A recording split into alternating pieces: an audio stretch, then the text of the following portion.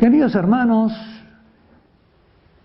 comenzamos hoy el 13º capítulo de esta serie sobre la guerra espiritual. En este capítulo voy a continuar con la lectura comentada de el libro de los jueces, el capítulo 6, la historia de Gedeón, a quien el Señor elige para luchar defendiendo a su pueblo contra las invasiones de los madianitas. Habíamos visto la vez anterior cómo se le aparece el ángel, que es el general de los ejércitos angélicos de Dios, y le comunica la misión que Dios le da de salir a defender a su pueblo y de ir al frente de las tropas del pueblo de Israel contra los madianitas. Recuerden ustedes cómo él se sentía incapaz de hacer esta obra, pero sobre todo dudaba de si lo que estaba viendo o oyendo era realmente de Dios. Y entonces pide un primer signo, que es ver si Dios acepta un sacrificio que él le ofrece. Y sale fuego de la roca, y efectivamente este es un signo para él de que Dios nuestro Señor es el que lo envía a esta tarea, a esta misión. Eso le da confianza y la posibilidad de ponerse al frente de las tropas, de convocarlas. En el versículo 36 del capítulo 6, Gedeón le pide ahora un signo, otro signo a Dios. Y ya no es un signo referido a la identidad de Dios, sino referido a la realidad de la victoria, la seguridad de la victoria en esta guerra a la que se lo envía. Y le dice Gedeón al Señor: para saber si verdaderamente vas a salvar por mi mano a Israel, como has dicho, voy a tender un vellón sobre la era, un vellón, un cuerito de cordero. Si hay rocío solamente sobre el vellón y todo el suelo queda seco, sabré que tú salvarás a Israel por mi mano, como has prometido. Notemos esa frase: vas a salvar a Israel por mi mano. Gedeón es bien consciente de que no es él el que salva a Israel, sino que él le presta la mano al Señor para que el Señor la use, pero que el que vence y salva es el Señor. Él confía en el Señor y le atribuye el protagonismo en esta obra salvadora. Eso hace grato a Gedeón a los ojos de Dios, porque no se atribuye la victoria ni arrebata la gloria que le pertenece al Señor, es decir, está yendo a la guerra en la verdad. Pero Gedeón le pide un signo que lo asegure acerca de la victoria. Va a poner un velloncito sobre la tierra para que pase allí la noche, y si hay rocío solamente sobre el vellón y todo el suelo queda seco, sabré que tú salvarás a Israel por mi mano, como has prometido. El vellón se refiere al mismo Gedeón. Hay un juego de palabras que no se puede traducir al castellano en el hebreo, que con el nombre de Gedeón y con la palabra velloncito. Entonces, a ver si el rocío va a estar solamente sobre Gedeón. El rocío aquí, la gracia de Dios, va a estar con Gedeón, con él, y no con la tierra, con toda la tierra.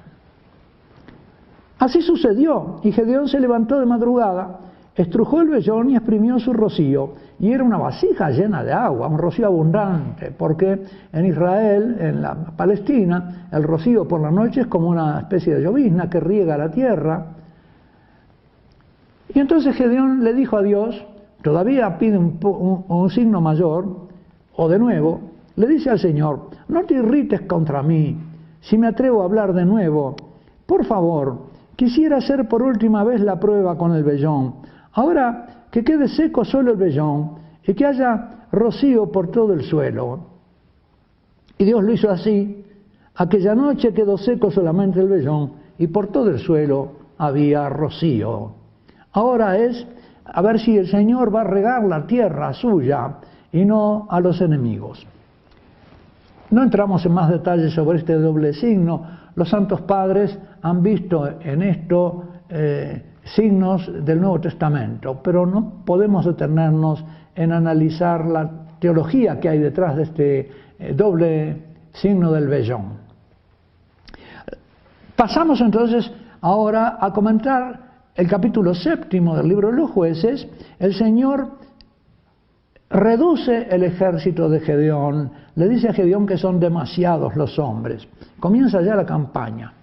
Gedeón madrugó y acompañado de sus tropas acampó junto a la ciudad o al lugar de Ein-Jarod, una fuente.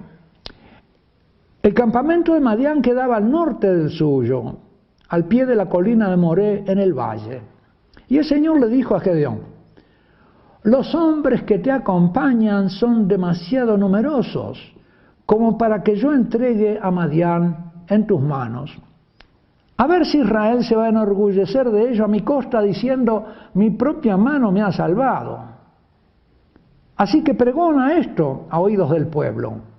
El que tenga miedo y tiemble, que se vuelva y mire desde el monte Gelboé. 22.000 hombres de la tropa se volvieron y quedaron 10.000. Fíjense que había un número como de 30.000 guerreros o soldados que había convocado Gedeón de distintas tribus.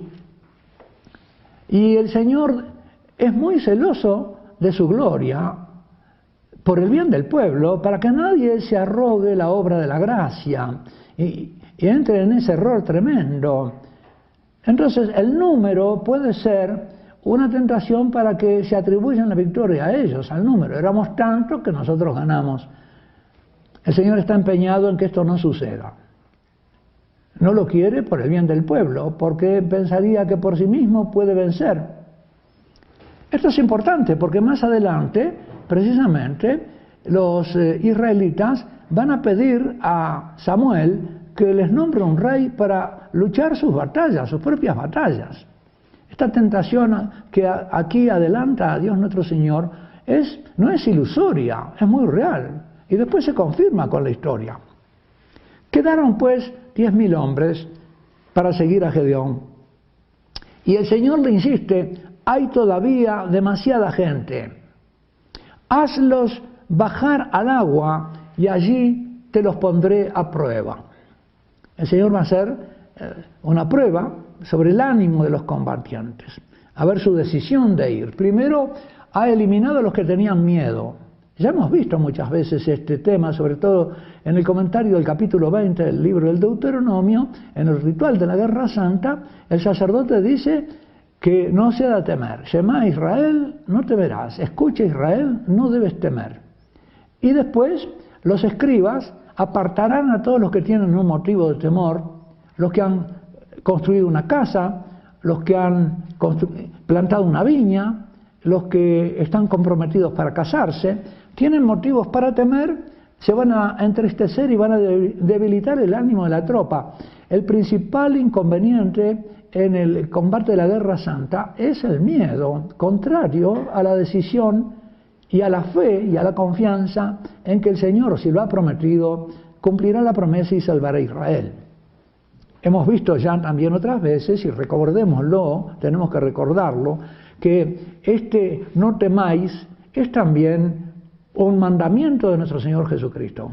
No temas, María, no temas, José, no temas, pequeño rebaño, al Padre le ha complacido darte el reino, no temáis a los que pueden matar al cuerpo, temed más bien al que puede arrojar el cuerpo y el alma en la gehenna. Hay que saber a quién temer, a quién respetar.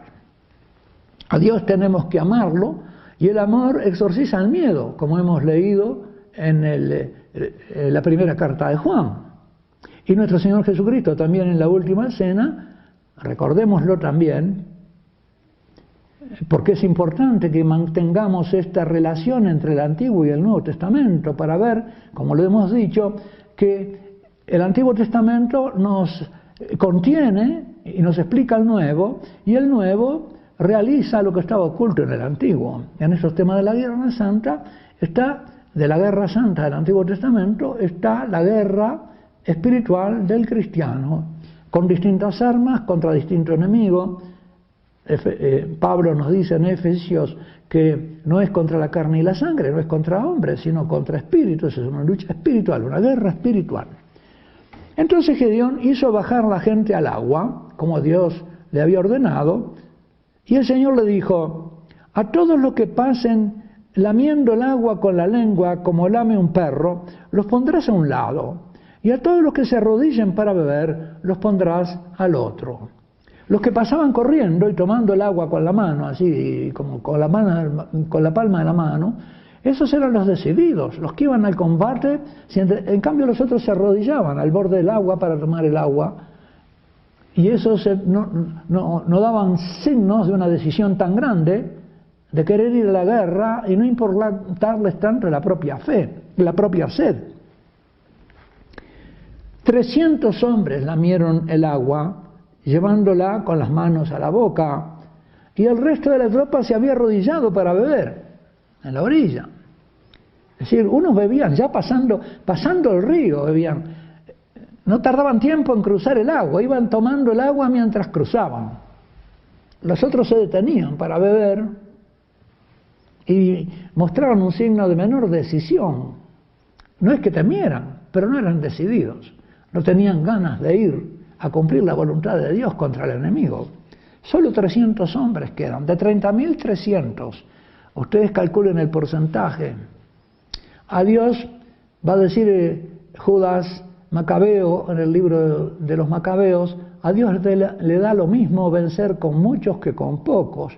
No necesita el número, le bastan pocos. Pero estos pocos tienen que estar totalmente entregados a Él y decididos. Sus voluntades tienen que estar unidas a la de Dios.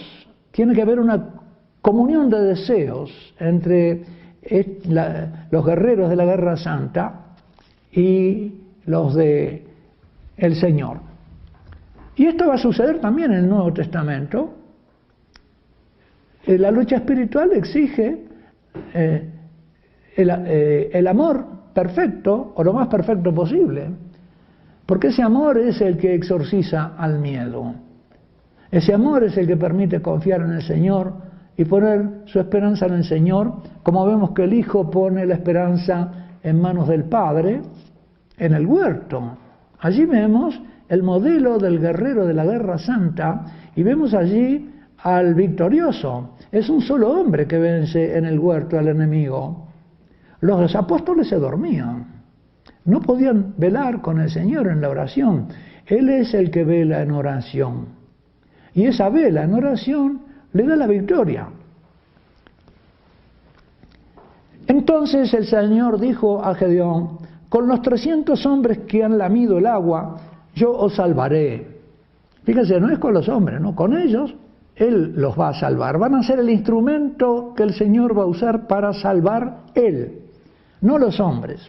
Ni siquiera esos 300 decididos son capaces de salvar a Israel con su decisión, pero sí son los servidores que necesita, dóciles, que el Señor necesita para ejecutar su obra.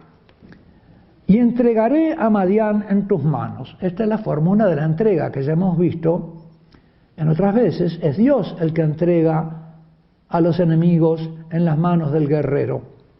Que todos los demás vuelvan a sus casas.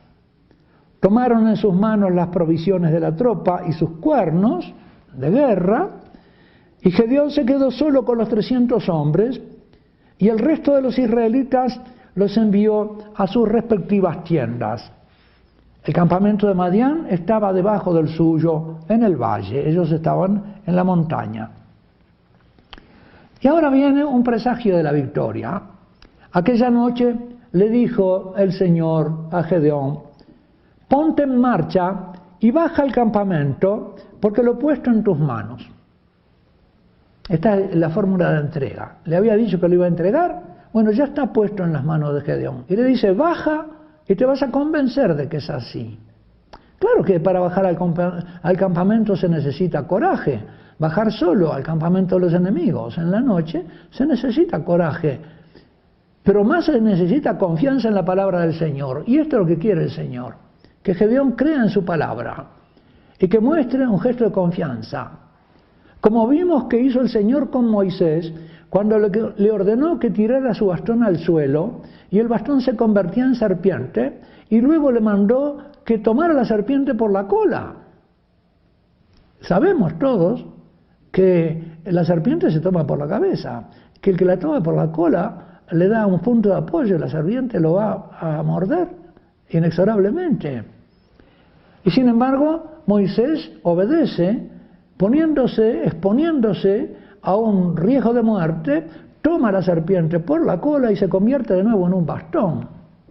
Pero este bastón ha cambiado de sentido, ya no es el apoyo material sobre el suelo para afirmarse él mismo, sino que es el apoyo en la palabra del Señor, una nueva seguridad que tiene Moisés de que el Señor está con él y que lo protege y que no lo entrega a la muerte.